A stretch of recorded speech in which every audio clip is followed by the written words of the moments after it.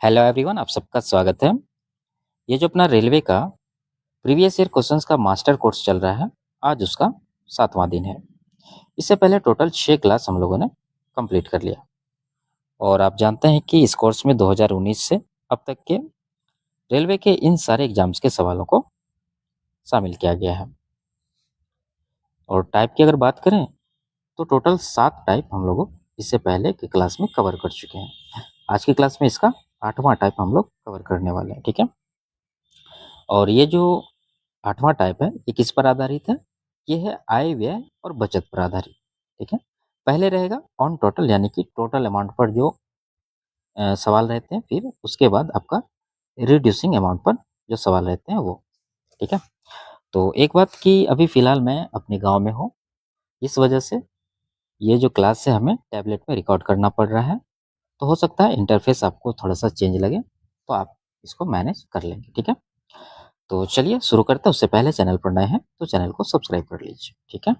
आगे, ये आपका पहला सवाल, इसमें कह रहा है अमन प्रति माह 36,000 रुपये अर्जित करता है। वह 30% किराए पर, 25% भोजन पर और 20% शिक्षा पर खर्च करता है। वह शेष राशि की बचत करता है। एक वर्ष में उसकी कुल बचत ज्ञात कीजिए, ठीक है।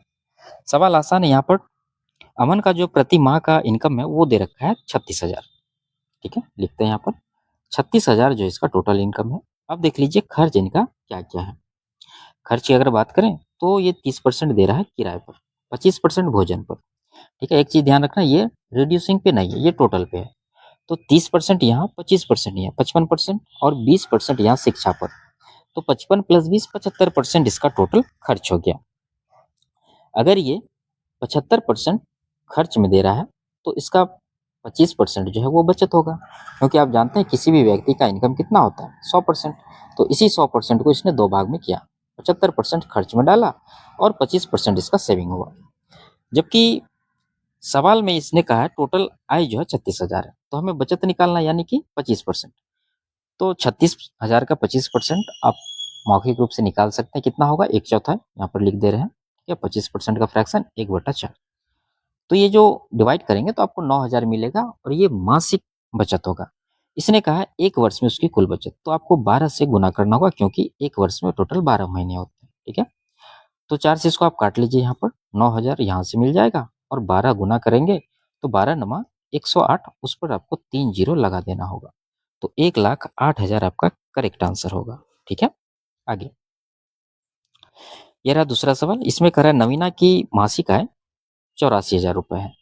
वो अपनी आय का 25% मकान के किराए पर, 20% किराने के सामान पर, 25% अन्य घरेलू खर्चों पर व्यय करती है और शेष राशि की बचत करती है।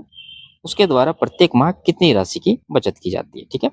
तो सेम सवाल है, यहाँ पर 84,000 जो इसका टोटल इनकम है, जिसमें 25% यहाँ मकान पर खर्च कर रहा है, किराए पर, 20% किराने पर खर्च कर रहा है और 15% अन्य जो इनके घरेलू खर्च है उस पर कर रहा है। तो 25 + 20 55, 45 + 15 ये हो गया 60%, ठीक है। तो 60% इसका टोटल खर्च में चला गया, तो बचा कितना, 40% जो कि ये बचत कर रही है, ठीक है। तो 40% मतलब 2/5, या फिर आप सीधा सीधा 0.4 से यहाँ पर गुना कर देंगे। तो ये जो आप कैलकुलेट करेंगे तो आपका क्या आएगा, इसका प्रत्येक माह का बचत आएगा। तो यहाँ पर पॉइंट के लिए एक जीरो आप काट दीजिए, तो 2 जीरो आएगा ही। 84 गुना 4 करेंगे तो 320 + 16 336, तो 33,600 रुपया आपका करेक्ट आंसर होगा। ऑप्शन नंबर बी में ये दे रखा है, ठीक है। चलिए आगे, एक व्यक्ति ने किराने के सामान पर 14,000 खर्च किए, मकान के किराए पर 8,000 खर्च किए, बच्चों की स्कूल फीस पर 10,000 खर्च किए और कुल आय का शेष 20% नगद अपने पास रख लिया। उसकी आय ज्ञात कीजिए, ठीक है।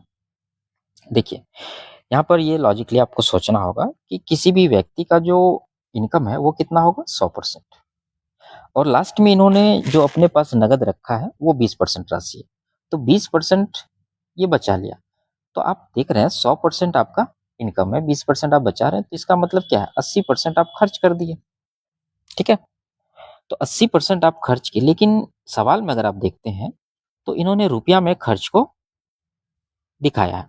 पहले 14,000 यहाँ पर है 8,000 यहाँ, तो 14 8 कितना 22,000 हो गया, और 22,000 प्लस यहाँ पर 10,000 तो 32,000।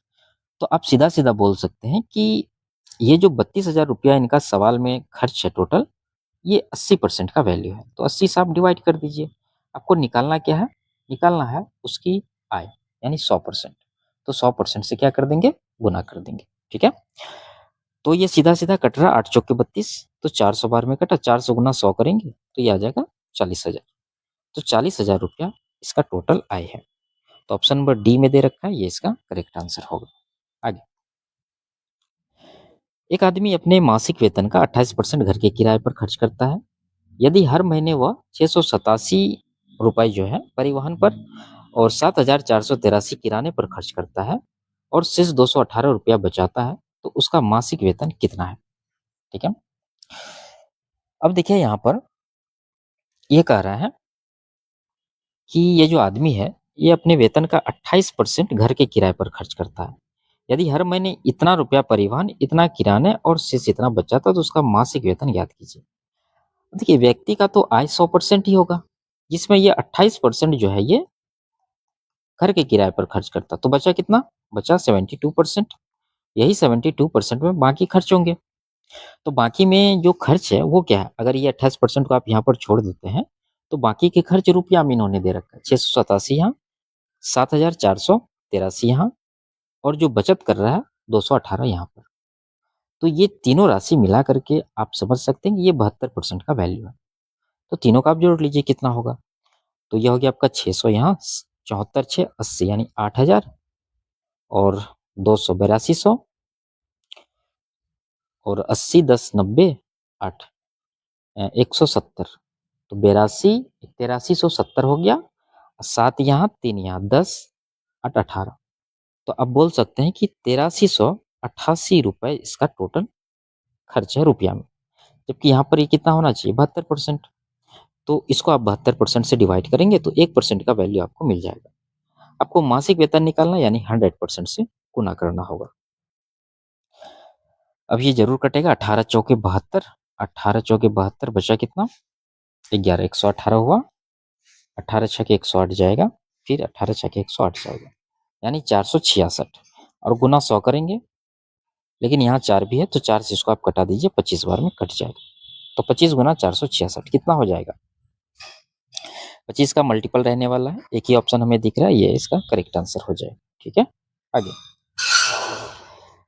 एक आदमी अपने मासिक वेतन का 76% घर के किराए पर खर्च करता है। शेष में से वह भोजन पर 813 और अन्य खर्च पर 2508 रुपये खर्च करता है तथा 687 रुपया बचाता है। उसका मासिक वेतन ज्ञात कीजिए। ठीक है, सेम सवाल है, या आप अपने से सॉल्व कर लीजिए।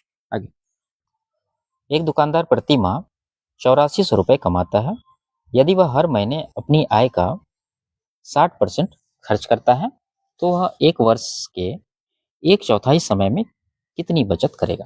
ठीक है, देखिए कितना कमा रहा है? 8400 रुपये। अब इसमें अगर हम लोग देखते हैं तो ये कह रहा है 60% जो है ये खर्च में चला जाता है, तो आप समझ सकते हैं कि यहाँ पर 40% इसका बचत रहा होगा। तो इसको आप 0.4 से गुना कर देंगे तो इसका मासिक बचत निकल कर आ जाएगा। ठीक है, लेकिन ये सवाल में क्या पूछा है कि एक वर्ष के एक चौथाई समय, तो इसको आप क्या कर सकते हैं? आप जानते हैं एक वर्ष में 12 महीने, उसका एक चौथाई आप कैलकुलेट करेंगे तो 3 महीने आएगा, तो 3 से आप सीधा सीधा गुना कर देंगे, तो ये आपका आंसर होगा। तो पॉइंट हटा दीजिए, जीरो काट दीजिए, 3 यहाँ भी है, इसमें भी 3 है, 9 का मल्टीपल आंसर होगा। ठीक है, सभी ऑप्शन है लगभग, ये नहीं है। तो आप 4 तिया 12 गुना 840 कर सकते हैं। तो 840 गुना 12 करेंगे तो 0 12 चौके 48, यानी लास्ट में 80 रहेगा। यहाँ पर ऑप्शन नंबर 2 में ये इसका करेक्ट आंसर होगा। ठीक है, आगे, कह रहा शिवम का वेतन 12,000 रुपया प्रति माह है। वह 4,000 घर के किराए पर, 1,500 बिलों पर खर्च करता है और बाकी रकम उसकी मासिक बचत है। यदि उसके जन्मदिन के महीने में उसने अपनी सारी मासिक बचत जन्मदिन मनाने पर खर्च कर दी, तो एक वर्ष में उसकी बचत ज्ञात कीजिए। ठीक है, तो यहाँ पर इसको कैसे सॉल्व करेंगे? देखिए, वेतन कितना है? 12,000, 4,000 कहाँ चला गया? ये चला गया आपका किराए पर, 1,500 यहाँ, और बस इतना ही खर्चा यहाँ दिख रहा है। 4,000 प्लस 1,500 5500 रुपये हो गया। तो 12,000 में आप इन दोनों खर्च को अगर माइनस करते हैं, यानी 5500 रुपये, तो ये कितना बचेगा? 6500। ठीक है, यानी 6500 रुपये इसके पास बचत के रूप में रहता है हर एक महीना। लेकिन इसका कहना है कि जन्मदिन जिस महीने में था इसका, शिवम का, उस महीने का सारी बचत उसने जन्मदिन मनाने में खर्च कर दिया। तो बचत कितना होगा? तो ये 6500 हर एक महीना बचत करता है, तो एक वर्ष में 12 महीने, तो एक महीना का जो बचत है, यानी जिस महीने उसका जन्मदिन था वो तो इन्होंने खर्च कर दिया, तो बाकी बचा कितना? 11 महीने। तो इसी 11 महीने का बचत इसके पास बचा होगा, तो 11 से आप गुना करेंगे तो टोटल बचत इसका निकल जाएगा। ठीक है, तो ये कितना आएगा? 11 का मल्टीपल आप देख सकते हैं, ये नहीं है, ये भी नहीं है, ये है और ये भी नहीं, तो ऑप्शन नंबर 3 इसका करेक्ट आंसर है। ठीक है, और 11 छः के 66, 5 71 500, ऑप्शन नंबर सी। आगे, एक आदमी को हर महीने 7,915 वेतन मिलता है। वह हर महीने अपने वेतन का 20% बचाता है, उसका प्रति माह व्यय कितना है? तो ये तो आसान सवाल है, आप इसको खुद से सॉल्व कर लीजिए। ठीक है, आगे, पी और क्यू की कुल वेतन 2,000 रुपये है।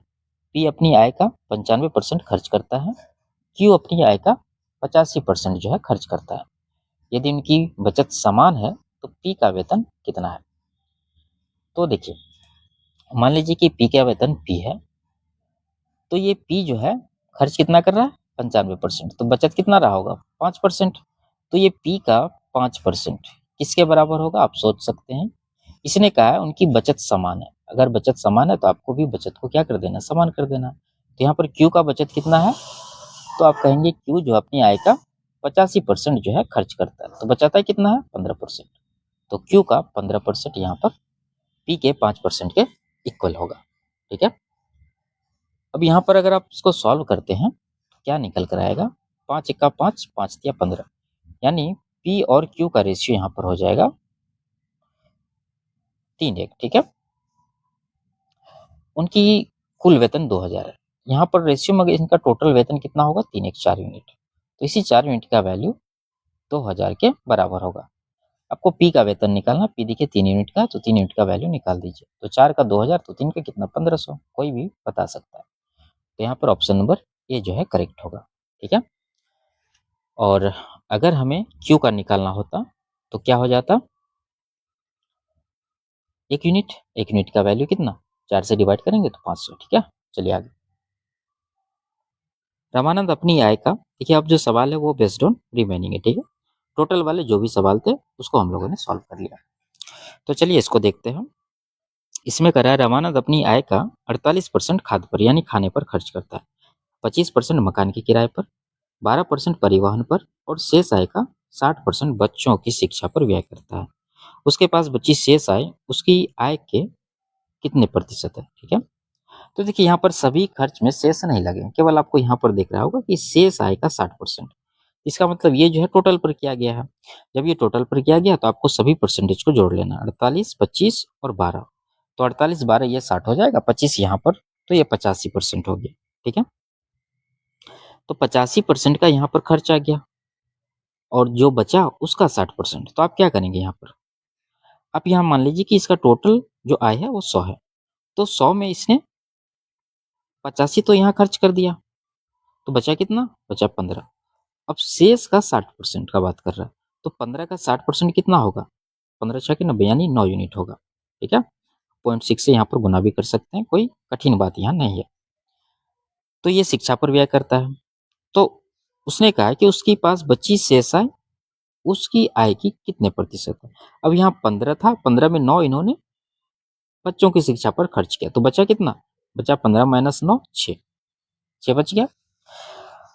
अब ये 6 बचा लास्ट में और टोटल कितना था? 100 है, तो कितना परसेंट हुआ? तो आप सीधा सीधा बोल सकते हैं 100 पर कोई भी चीज डायरेक्ट परसेंट, यानी कि 6% यहाँ पर इसका आंसर होगा।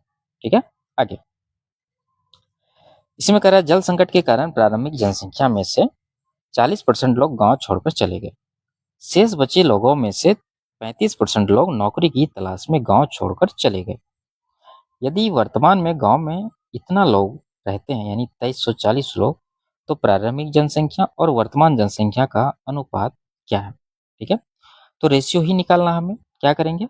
ये 40% का फ्रैक्शन 2/5, यानी अगर प्रारंभ में जनसंख्या 5 यूनिट था, तो 2 यूनिट जो लोग हैं वो गाँव छोड़कर चला गया, तो बचा कितना 3। ठीक है, तो हम लोग को क्या लिखना है, हमें लिखना है बचत, क्योंकि इसने पूछा प्रारंभिक और वर्तमान, ये वर्तमान मतलब जाने के बाद का जनसंख्या।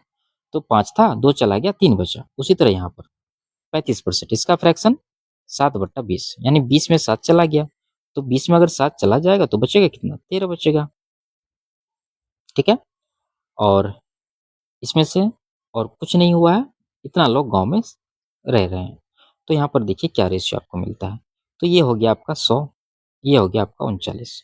ठीक है, यानी इनिशियली की अगर बात करें 100 यूनिट आदमी था इस गांव में, तो अभी 39 यूनिट आदमी ही शेष बचे हैं, तो यही इसका फाइनल रेशियो होगा।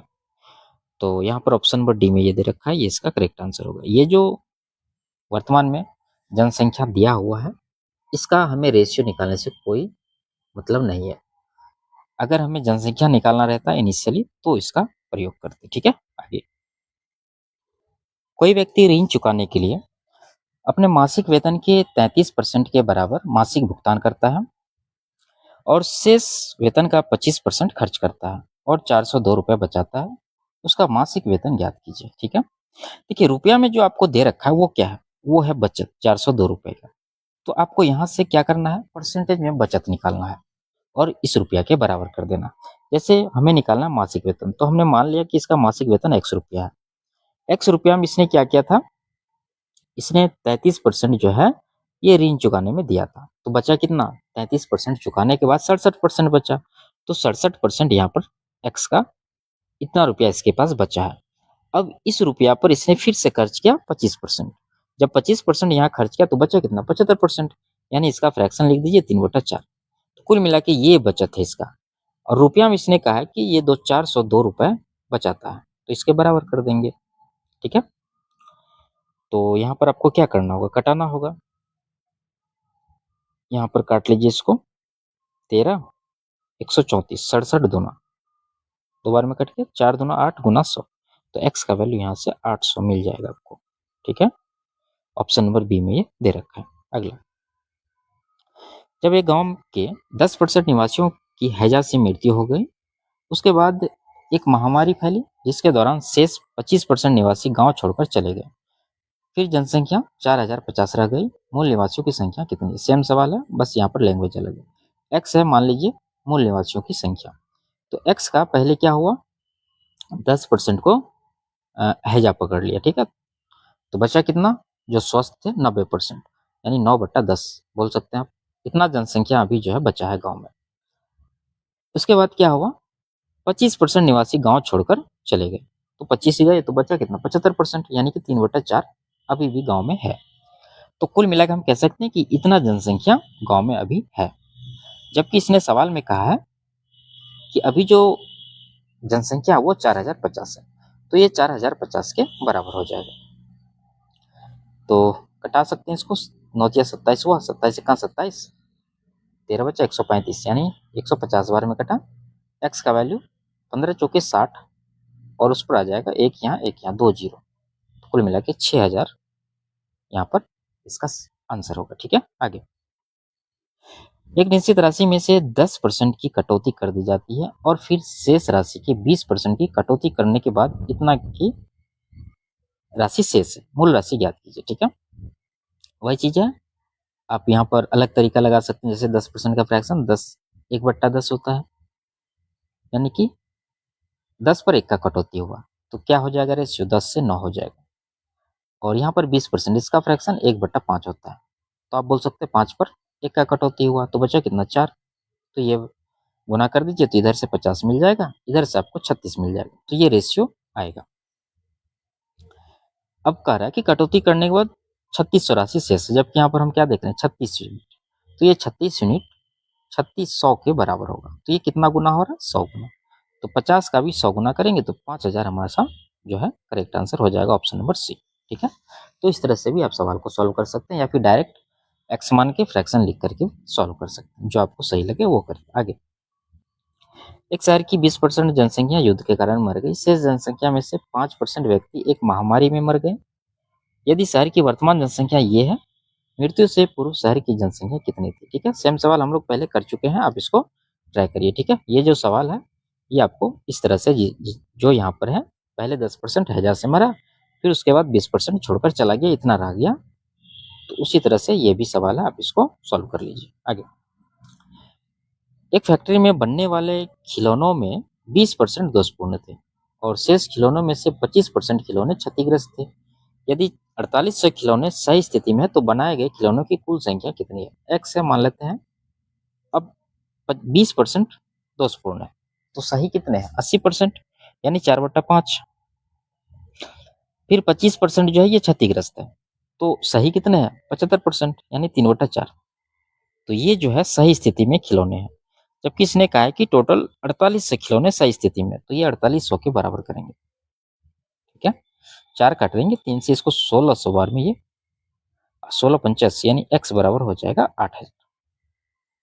तो हम कह सकते हैं कि बनाए गए खिलौने की कुल संख्या कितनी है, 8000। ऑप्शन नंबर सी में ये दे रखा है। आगे, अनिल अपनी आय का 40% किराए पर और शेष आय का 40% दवाइयों पर खर्च करता है। यदि वह हर महीने 7200 रुपये बचाता है तो उसकी मासिक आय कितनी है। मान लेते एक्स है, 40% किराए पर खर्च करता है तो बचा कितना, 60%। उसको आप बोल सकते हैं कितना, 3/5। 60% का फ्रैक्शन होता है 3/5। अब इतना बचा, अब इस बचत पर जो है 40% दवाई पर खर्च किया तो बचा कितना, 60%। तो इसका 60% यानी 3/5 ये बचत है। जबकि इसने सवाल में कहा है कि हर महीने ये 7200 रुपये बचाता है, क्या ये 7200 के बराबर नहीं होगा। तो 3 × 9 से काट देंगे इसको 800 बार में, 800 × 25 करेंगे तो एक्स का वैल्यू कितना होगा, 200, उस पे 2 जीरो, यानी 20,000 रुपये। ठीक है, तो 20,000 ऑप्शन नंबर बी में है, ये इसका करेक्ट आंसर होगा। आगे, एक व्यक्ति की मासिक आय 50,000 रुपये है, वह इसका 25% घर के किराए पर खर्च करता है, शेष आय का 30% घरेलू खर्च पर खर्च करता है। इसके बाद शेष आय का 10% मनोरंजन पर खर्च करता है, बाकी बचत करता है। एक वर्ष में उसकी कितनी बचत है। ठीक है, तो इस तरह के कई सवाल हम लोग पहले सॉल्व किए हैं, आप इसको खुद से सॉल्व करिए। आगे, मिस्टर जॉन अपनी मासिक आय का 80% भोजन पर, 20% बच्चों की शिक्षा पर खर्च करते हैं। शेष आय का 40% वे खरीदारी पर और परिवहन पर मिलाकर खर्च करते हैं और बाकी का 20% चिकित्सा व्ययों पर खर्च करता है। यदि इन सभी व्ययों के बाद उसके पास 23,040 रुपये बचते हैं तो उसकी मासिक आय ज्ञात कीजिए। ठीक है, तो यहाँ पर भी आपको निकालना क्या है, मासिक आय, और लास्ट में ये क्या दे रखा है, टोटल बचत। तो वही एक्स मान लीजिए और सभी खर्च को यहाँ से हटाते जाइए। 20% भोजन पर, ठीक है, 20% बच्चों की शिक्षा पर, तो ये दोनों कंबाइंड है टोटल पे, तो 20-20 40% हो गया। 40% मतलब 40% अगर खर्च किया तो बचा कितना, 60%, यानी 3/5। ठीक है, अब जो शेष आय है यानी ये, इसका 40% फिर से उन्होंने परिवहन और खरीदारी पर खर्च किया तो बचा कितना, 60%, यानी कि 3/5। ठीक है, यहाँ तक क्लियर है। और बाकी का 20% चिकित्सा पर खर्च किया, यानी अब जो बचा उसका 20% फिर से इन्होंने खर्च कर दिया तो बचा कितना, यहाँ पर 80%, यानी 4/5। तो कुल मिला के ये इसका फाइनल बचत है, जबकि रुपया में ये 23,040 के बराबर है। इसको कटा लेते हैं। ठीक है, 3 × 9 = 36 हुआ, तो थोड़ा बड़ा हो जाएगा। हम लोग क्या करेंगे, 3 × 9 से काटेंगे इसको। 9 से अगर काटे तो 9 दूना 18, 5 50 हुआ, 9 × 5 = 45, 9 × 6 = 54, 2560। और 4 से काट देते हैं, 4 × 6 = 24, 4 × 4 = 16, 6400। तो एक्स का वैल्यू यहाँ से आएगा 640 गुना 5 को 3 बार गुना करेंगे तो 125। तो ये कितना होगा, देखिए इसको गुना मत करिए, इसको सोचिए क्या करना। ये 125 के अगर आप इसको 1.25 करेंगे मतलब सवा गुना, तो 640 का सवा गुना करिए तो कितना होगा, 1/4 16, उसका 5 गुना करेंगे तो 16×5 = 80। ठीक है, और उस पर आपको लगाना है 3 जीरो, तो 80,000 रुपये यहाँ से जिसका क्या आ जाएगा, मासिक आय। यहाँ पर ऑप्शन नंबर ए में है करेक्ट आंसर। ठीक है, तो इस तरह से भी आप सवाल को सॉल्व कर सकते हैं। आगे, श्रेया अपनी मासिक आय का 10% किराए पर, शेष का 20% घरेलू जरूरतों पर खर्च करती है और शेष का 25% खाने पर खर्च करती है और बाकी की बचत करती है। अंततः वह 78,300 रुपये बचाती है। उसकी मासिक आय ज्ञात कीजिए। ठीक है, तो इसको भी हम छोड़ रहे हैं आपके लिए, आप इसको खुद से सॉल्व करिए क्योंकि पिछला सवाल सेम है। आगे, श्रीहरि अपनी आय का 36% खाद्य सामग्री पर खर्च करते हैं और शेष राशि का 25% कपड़े, चिकित्सा और अन्य वस्तुओं पर खर्च करते हैं। शेष बची राशि का आधा बचत करते हैं। यदि वह हर वर्ष 1,80,000 बचाते तो उसकी मासिक आय क्या होगी? एक्स होगी। ठीक है, 36% खर्च किया, बचा कितना यहाँ पर? 64। ठीक है, 64% को आप क्या बोल सकते हैं? जैसे यहीं पर इसी को फ्रैक्शन में लिख लीजिए, ये आ जाएगा 9/25। 25 में 9 खर्च हुआ तो बचा कितना? 16। 16/25 ये बचत है पहला खर्च के बाद। फिर इस पर 25% इन्होंने इन सब पर खर्च किया, तो 25% मतलब 1/4। 4 पर 1 खर्च तो बचा कितना? 3/4। तो यहाँ तक इतना बचत हुआ। वह शेष राशि का आधा बचत करता है। तो अब जो ये शेष राशि है इसके पास, इसका आधा बचत है यानी 1/2, जबकि रुपया में इसका बचत है 1,80,000, तो ये 1,80,000 के बराबर होगा। क्लियर है? 4 दूना 8 से काट देंगे 2 बार में, 2 तिया 6 से ये कट जाएगा। ठीक है, 30 और यहाँ पर 3,000। तो x का वैल्यू यहाँ से क्या आएगा? 25 गुना 3 यानी कि 75,000। तो ये जो 75,000 आया है ये क्या है? इसका मासिक आय। तो 75,000 तो ऑप्शन में नहीं, 7,50,000। एक बार हम लोग चेक कर लेते हैं। ये तो कट गया। ठीक है, यहाँ से काटे 6 से 3 बार में, ये यहाँ 4 जीरो आएगा। 4 जीरो अगर हम लोग लगाते हैं तो ये 7,50,000 आएगा। ऑप्शन नंबर बी इसका करेक्ट होगा। आगे, मनीष अपने वेतन का 30% भाग अपनी माता को देता है। शेष का 40% वह बीमा योजना एवं भविष्य निधि में क्रमशः 4:3 के अनुपात में निवेश करता है। शेष वेतन अपने बैंक खाते में जमा करता है। यदि माता को दी गई धनराशि तथा बीमा योजना में निवेश की धनराशि का अंतर 6300 रुपये है, तो मनीष का वेतन क्या है? ठीक है, देखिए अच्छा सवाल है, यहाँ पर आपको थोड़ा सा सोचकर बनाना पड़ेगा। ठीक है, ये सीधा कैलकुलेट करने वाला नहीं है। आप यहाँ देख रहे हैं कि अंतर क्या दे रखा है? जो धनराशि इन्होंने माता को दी यानी 30%। ठीक है, और जो इसने बीमा योजना में निवेश किया, तो बीमा योजना में कितना निवेश किया? शेष का 40% का 4:3 के अनुपात में निवेश किया, जिसमें 4 यूनिट है बीमा योजना में। तो आपको इसको ब्रेक करके निकालना पड़ेगा। सबसे पहले 30% का फ्रैक्शन कितना? 3/10। 40% का फ्रैक्शन 2/5। ठीक है, नहीं तो आप क्या करिए, सीधा सीधा 100 मान लीजिए। हमने माना मनीष का जो वेतन है वो 100 यूनिट है। अब 100 में से जो इसने माता को दिया कितना? 30% यानी कि 30 यूनिट। ठीक है, तो 100 में 30 तो दे दिया, बचा कितना? 70। अब 70 का 40% उसने क्या किया है? इन्वेस्ट किया। तो 70 का 40% निकालिए जरा, कितना हो रहा है? 7 चौका 28 यानी कि 28 यूनिट यहाँ पर आया। अब ये 28 यूनिट को इसने 4:3 के अनुपात में निवेश किया, जिसमें बीमा योजना में 4 यूनिट है। तो बीमा योजना का अगर हम लोग निकालें तो कितना आएगा? 4। ठीक है, और नीचे जोड़ के 4 3 7, इतना।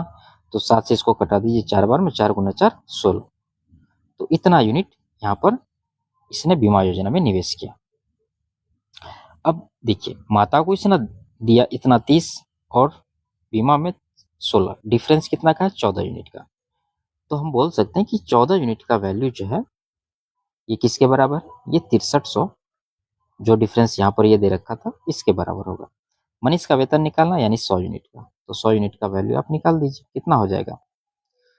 अगर आप डिवाइड करते हैं 7 से तो 7 दूना 14, 7 नमा यानी 900 आएगा 2 यूनिट का वैल्यू। 100 का निकालना यानी इसका 50 गुना हो रहा है, तो इसका भी 50 गुना करेंगे तो 5 नमा 45,000। 45,000 रुपया इसका कुल वेतन होगा। ऑप्शन नंबर डी में ये दे रखा है। अगला सवाल, एक व्यक्ति अपनी आय का 40% अपनी पत्नी को घरेलू खर्च के लिए देता है। वह शेष राशि का 20% अपने 2 पुत्रों और 1 पुत्री में से प्रत्येक को देता है। वह शेष राशि का 1/3 कपड़ों पर खर्च करता है और शेष 14,400 बैंक में जमा करता है। उसकी आय ज्ञात कीजिए। ठीक है, तो देखिए ये जो बैंक में जमा कर रहा है यही उसका बचत है और सब कुछ दिया है, खर्च जितना भी है सब दिया है। तो आप क्या करेंगे? उसकी आय को मान लेंगे कितना? एक्स माने। अब इसमें से 40% पत्नी को दिया तो बचा कितना? 60% यानी 3/5 इसको लिख सकते हैं। उसके बाद शेष राशि का 20% अपने 2 पुत्रों 1 पुत्री में प्रत्येक को देता है। ठीक है, प्रत्येक मतलब सबको 20-20%। 2 पुत्र है, 40% यहाँ गया, 1 पुत्री यहाँ, तो 40-20 60%। तो 60% यहाँ पर जो है इसने अपने संतानों के बीच में वितरण कर दिया। तो बचा कितना यहाँ पर 40%, यानी 2/5 इसको बोल सकते हैं। क्लियर है।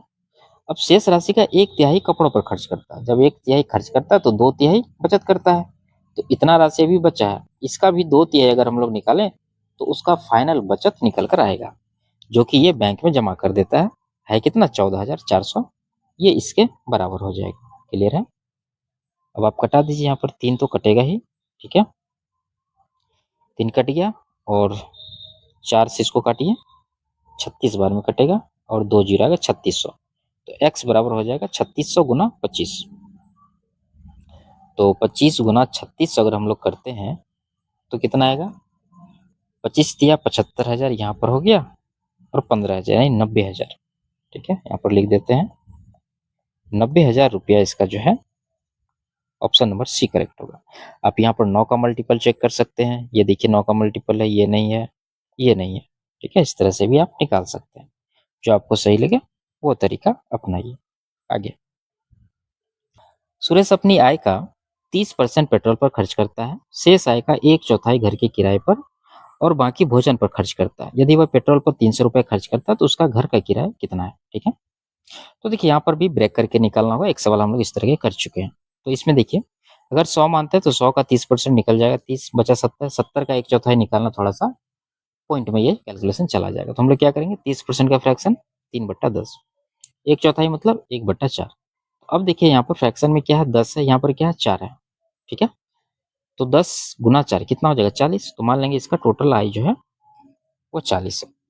अब 40 में 30% पेट्रोल पर दिया तो 40 का 30% कितना 12 यूनिट, ये चला गया पेट्रोल यानी पी में। तो बचा कितना, 40 में 12 माइनस कर दीजिए, तो यहाँ पर 28 बच गए। अब 28 का 1/4 ये घर के किराए पर, तो 28 का 1/4 कितना होगा 7। ठीक है, तो ये 7 चला गया रेंट में। क्लियर है। और बाकी भोजन पर, तो बाकी बचा कितना 21 यूनिट, यही भोजन पर खर्च करता है। अब सवाल में देखिए ये क्या दे रखा है, पेट्रोल पर 300 रुपये खर्च है, जबकि यहाँ पर पेट्रोल पर 12 यूनिट, तो इसी 12 यूनिट का वैल्यू 300 होगा। आपको निकालना घर का किराया, घर का किराया यानी रेंट ये है 7 यूनिट, तो इसका निकाल दीजिए कितना हो जाएगा। 12 से डिवाइड करते हैं तो 12 दूना 24, 25 गुना हो रहा है, तो इसका भी 25 गुना कर देंगे। 25 सत्ते 175 रुपया यहाँ पर जो है आपका करेक्ट आंसर बनेगा, ऑप्शन नंबर सी में है। ठीक है, चलिए आगे।